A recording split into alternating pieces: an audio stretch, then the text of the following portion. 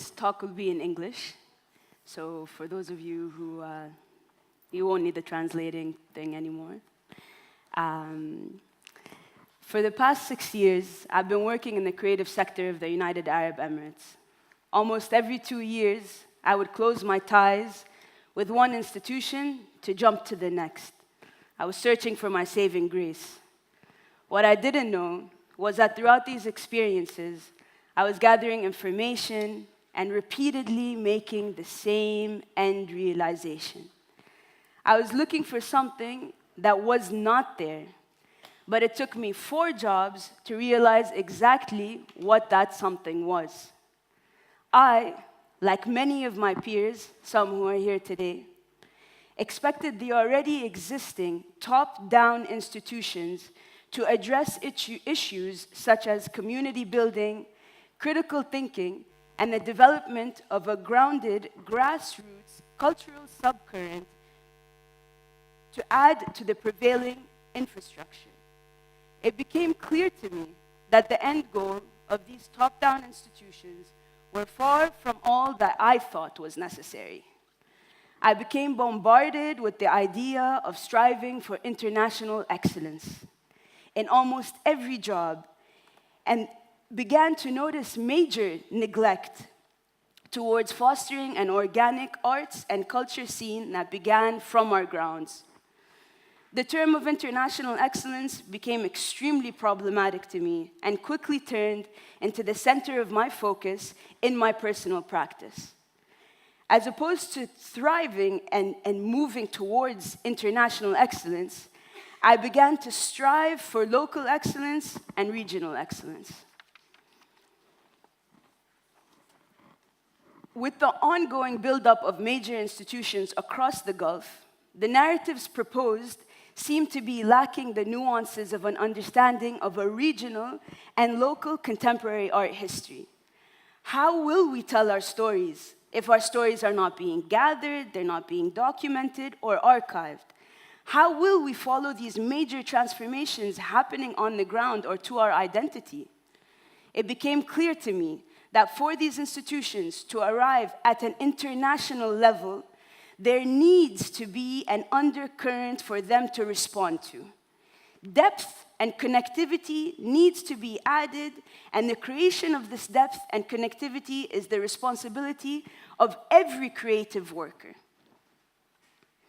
We have the ebb, but we lack the flow. And because of that, the stories introduced through these institutions become very static, stagnant, and one-sided. Let me take you through some examples in history to help further this case. I was just in London and was able to see the Basquiat exhibition at the Barbican Center. It painted the reality of New York in the 1970s and the 1980s, following the career of the African-American artist, Basquiat. Community was at the basis of his career, and many of the other artists that appeared during this time too. There was an undeniable force of exchange, critique, support, and communication between the artists that occupied downtown New York. Museums and institutions responded to this underground power, further studying it and legitimizing it, and understanding exactly what was going on through further research. This very movement created the groundwork of what we now know today as the pinnacle of Western contemporary art history. Today in the Gulf, we are at a very similar point. But instead of having museums respond to us, we are waiting on museums to open to have a place to be a part of. Expectation here becomes the root sin which holds us back instead of being propelled forward during a time of extreme change and fluctuations. So we sit and we wait and we wait instead of sitting and gathering and making for the sole belief of making and being an artist or creative. Let me bring this history lesson a little closer to home. During my curatorial residency with Art Dubai in 2015, I had the privilege of working with Mohammed Ahmed Ibrahim, one of the forefathers of the conceptual art movement in the United Arab Emirates that started in the mid-70s. He shared a history that seemed bleak for conceptual artists at the time. He spoke to me about a time where governmental support was non-existent to them. But then he went on to describe exactly what is lacking for us today. He described an urge for the sake of making. He would be constantly making anything. And he described the sense of creation as almost as close to breathing. He was making for the sake of making. He was constantly responding to his surroundings. He was never waiting on an exhibition in order to make, or a museum to be built in order to justify his making. He just sat there, usually with a cigarette dangling from his mouth and a set of materials in his hands, constantly creating. He told me how once a month, writers, poets, and artists alike gathered in a place they called Qal'at al-Raml. In English, this translates to the sandcastle. And this sandcastle was a hypothetical space that existed between Sharjah and Dubai, right on the beach. There, they would exchange ideas, discuss current projects, and critique each other's work.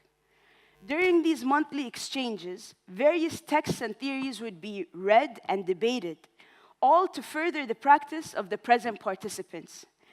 Hassan Sharif, the late forefather of this conceptual movement, would bring back books from his time studying at the Shaw School of Arts in London, and then he would take the extra step to translate these texts and have these texts ready for his peers so that they can make the most out of these readings.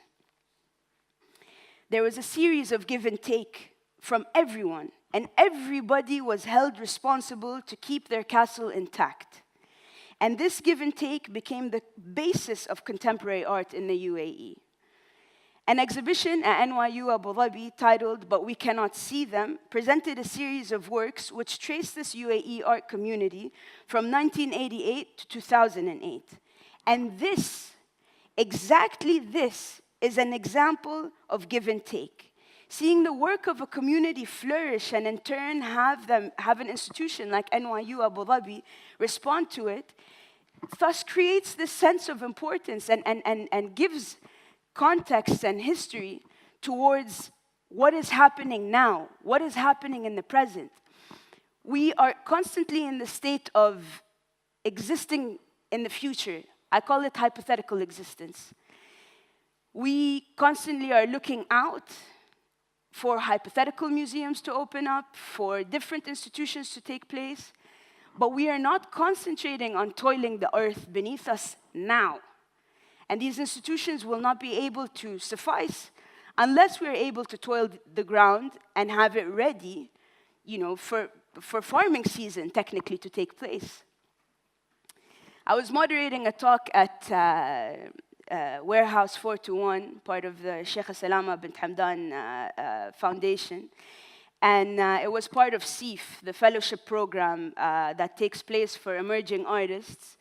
To me, the fellowship program is an example of how an existing institution can help cultivate the ground, the existing ground in the present. And during this talk, the talk was titled Community and Critique, so right up my alley. I was able to conversate with a group of artists and participating artists. And a part of this discussion that came up was, after the fellowship program, how do we sustain this sense of community? How do we continue to exist together and critique and you're given this opportunity, which is once in a lifetime, and you gain so much from it because you have these professors, you have your peers, you have people coming in from the outside and looking at your work and critiquing it, and there's healthy dialogue at the basis of this. There's critical thinking at the basis of this, and most importantly, there's community. So there became this kind of back and forth within this discussion that brought up things like censorship, which are generally censorship and self-censorship, which are generally not discussed in the UAE. And with all of this kind of pot of ideas and thoughts, the end that came about was now that we were given this opportunity, now it is our responsibility to continue this community outside of the cohort, outside of the space, and for this dialogue to continue. So with that, you're beginning to toil the ground. With that, you're no longer looking at the hypothetical, and you're starting to look at the reality of what is in existence in the UAE. It takes two to tango. In order for the rising institutions to rise at the level which they wish to arrive to, we too must give them something to institutionalize. And this something almost always takes place outside of an institution. In order for the arts regionally to arrive at a global level, we must start to look inward. There needs to be insular growth, and this insular growth must happen through informal gatherings and exchange. This thus will allow for us to have a voice that suggests points of connection and separation between the Gulf states, creating a voice that will allow for us to understand stylistic differences and similarities, the creation of artist movements, which in turn will become history.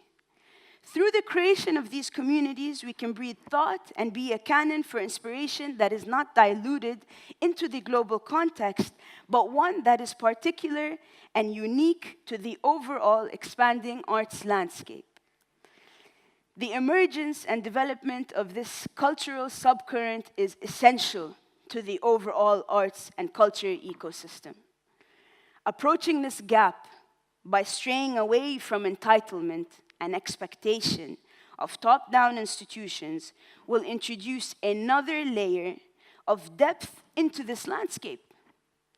From this, contemporary histories will begin to take shape.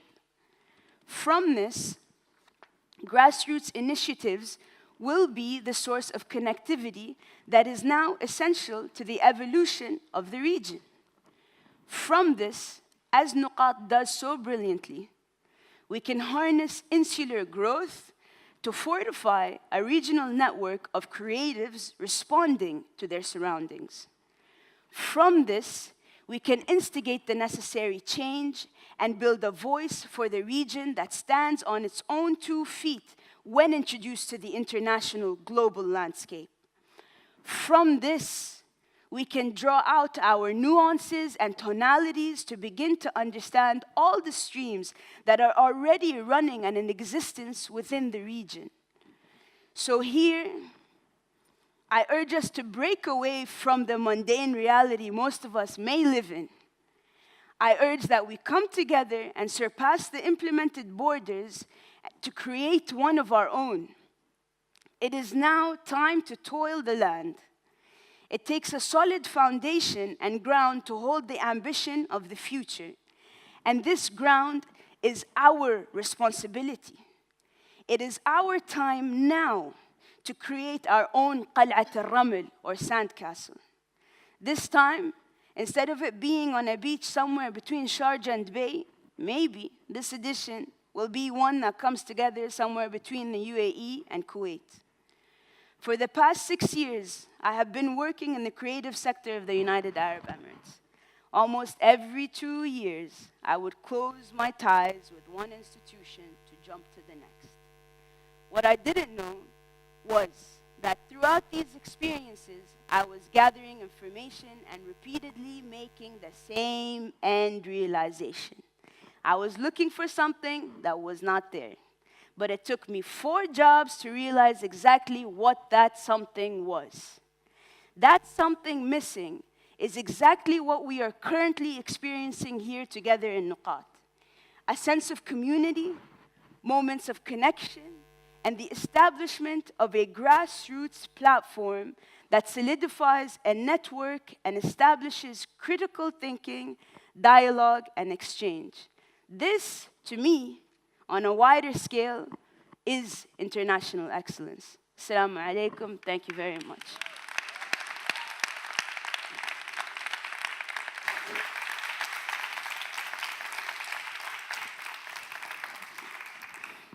يعطيك العافية. الله يعافيك. رح ناخذ أسئلة الحين.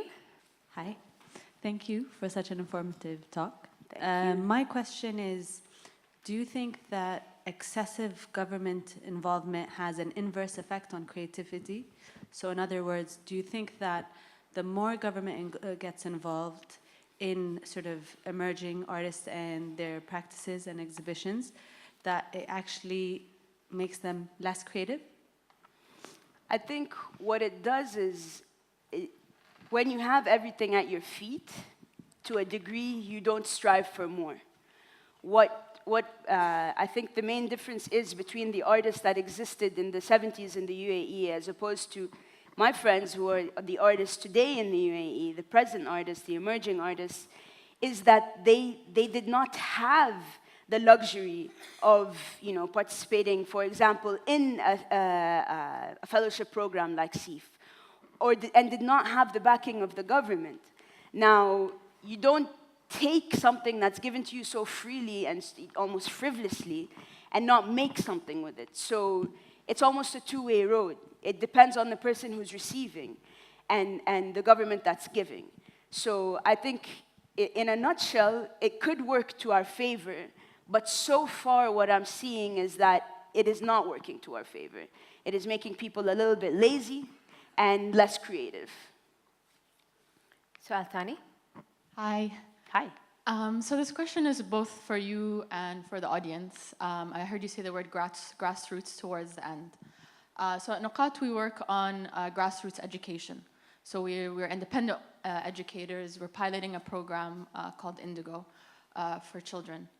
And we do workshops throughout the year. So I would say that we're doing grassroots education. We're doing it on our own. We're finding people in the field. We're building our own curriculums.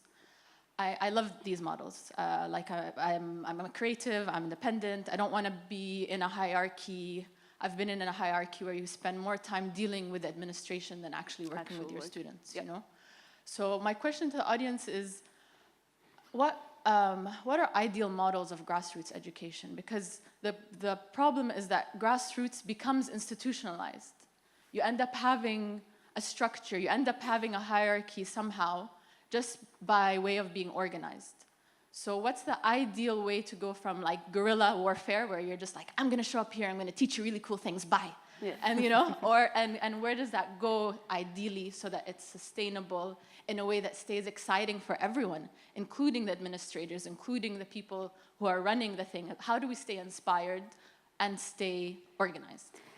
I think there's a fine line between the hierarchy and how, say, education would be implemented from the top down as opposed to looking at the grassroots and having that organization. I think organization may not be my forte, but it's something that I respect people who are organized, and you have that sense. But to a degree, you cannot be completely organized. There needs to be, like, I guess, like a 70-30, and that 30% needs to exist because you need to stay relevant.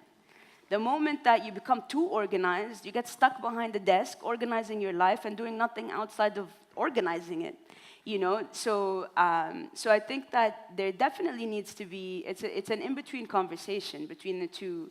And the moment that there's disconnect between what is being done and there's no sense of connectivity or fluidity and continuity, that is the moment you've moved away from being a grassroots organization, in my opinion, and become something more institutionalized. So I'm not sure if that answers the question, but... شكرا لك منيرة. Thank you. شكرا. Thank you.